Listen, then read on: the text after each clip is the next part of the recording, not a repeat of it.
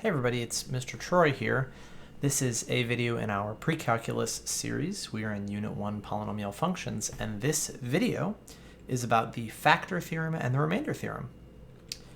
Our essential question for this video is, what are the factor and remainder theorems? So, let's start by thinking of what are the factors of 12? Well, the factors of 12 are 1, 2, 3, 4, 6, and 12. These are the factors of 12 because they are things that can multiply to make 12. But what we're going to be looking at is not numbers like 12, but polynomials like x squared minus 2x minus 8. The two ways that we will focus on finding zeros of a polynomial function are synthetic division and polynomial long division. With polynomials that have a degree greater than 2, we will need to guess and check to find factors until we can break down to a quadratic. The first theorem we will look at is the remainder theorem. The remainder theorem states that when we divide f of x, some polynomial function, by the binomial x minus k, that our remainder, when doing long division, will be the same thing as plugging k into the function. So let's take a look at doing the long division for 2x squared plus 7x minus 12 divided by x plus 5. The remainder theorem tells us that this should be the same thing as plugging in f of negative 5. The reason that it's negative 5 is because x plus 5 is like x minus negative 5. As we do our division, our quotient is 2x minus 3 with a remainder of 3. I can see that when I plug in negative 5 to the function and I evaluate it, I also get 3. So, to summarize, the remainder, when doing either long division or synthetic division, and the function value, when you plug in the correct input, are the same. Now, I just showed that one with long division, and the next two I will show with synthetic division. So we want to take the polynomial function 4x cubed plus 10x squared minus 3x minus 8, and we want to plug in negative 1 and positive 4. Let's set up the first problem first. One thing to remember is that plugging in negative 1 to synthetic division is the same thing as dividing by x plus 1. I can see here that I get a remainder of 1. So what this means is that when I plug in negative 1 as my input, I get positive 1 as my output. This leads many people to call this process synthetic substitution, if all you care about is figuring out what the remainder is. Try the next problem on your own and see if you get the same answer as I do. I got a function value of 396, and I hope you did too. So next is the factor theorem. The factor theorem and the remainder theorem go hand in hand. The factor theorem says that x minus k is a factor, and k is a 0, like an x-intercept of the polynomial, if and only if the remainder is 0, which means the function value is 0. The way that I look at it is as such. If you divide and leave no remainder, that means that the function is evenly divided by something. Something is evenly divided if it's being divided by a factor. So no remainder means nice, even division, and therefore what you are trying to divide by is a factor. If the thing that you're trying to divide by is a factor, then that means that the value is also a 0.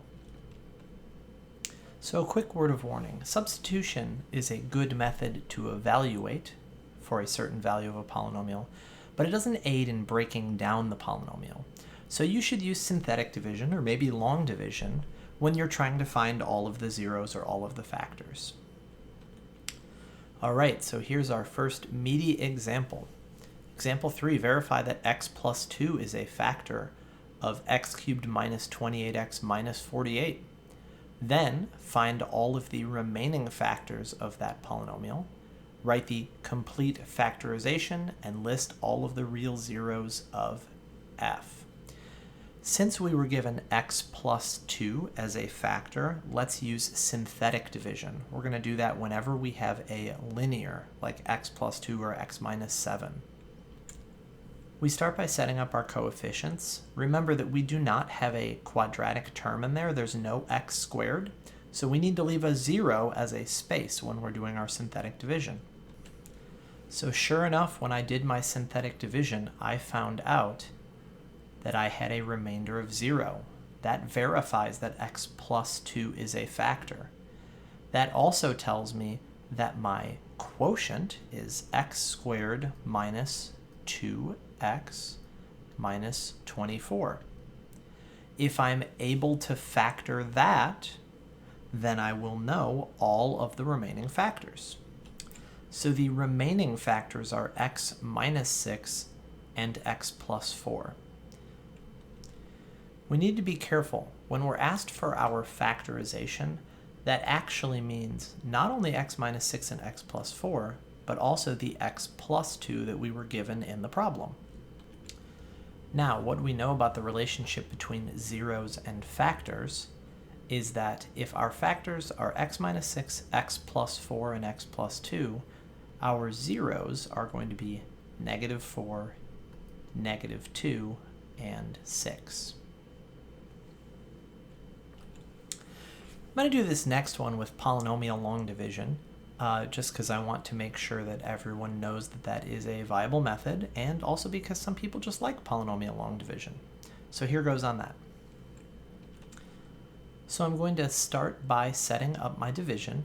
Remember that when you're doing long division, you do not need to switch from the x plus 3 to negative 3. That's only for if you're doing synthetic division. I like to leave a space here for the x squareds, just so I don't forget.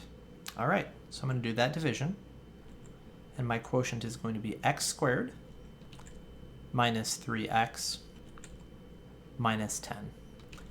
Notice we're left with no remainder, and that's how we know this is divided evenly.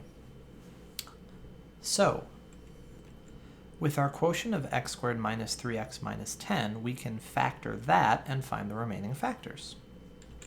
They are x minus 5 and x plus 2. Including the x plus 3, this means that our overall factorization is x minus 5 times x plus 2 times x plus 3. And our real zeros are negative 3, negative 2, and 5. All right, here's our final problem. And in this problem, we are given two separate factors of a fourth degree polynomial. This is going to make our problem a bit longer. I'm going to use synthetic division here, and you'll really see how the speed really comes through. All right, I'll set it up here. I don't have to include any zeros because I don't have any missing terms. And I get to choose whichever number I want to use first, either positive 2 or negative 3. It doesn't matter. I'm going to use positive 2 because it's smaller and positive, so a little bit easier to work with. So I see that I have a remainder of 0, which is what I was hoping for, of course. And I have this quotient. Now this quotient really represents 2x cubed plus 11x squared plus 18x plus 9. But I don't have to think about it that way. In fact, I can go straight into synthetic division with negative 3 without having to do any rewriting or anything like that. Here's how that looks. I'm left with a remainder of 0 and a quotient of 2x squared plus 5x plus 3. I'm going to choose to factor that. And the reason for that is that doing the quadratic formula will give me zeros, and then I would have to work backwards to get the factors anyways. So I might as well take the time and do the factoring. That factors down to 2x plus 3 times x plus 1. So those are our remaining factors. Our overall factorization is those two factors plus the two we were given at the beginning. And finally, if we want to find the zeros, we are just going to find the zero of each of these binomials. So we have -3, -1.5, -1, and +2. All right, I hope this video was helpful for you. See you later.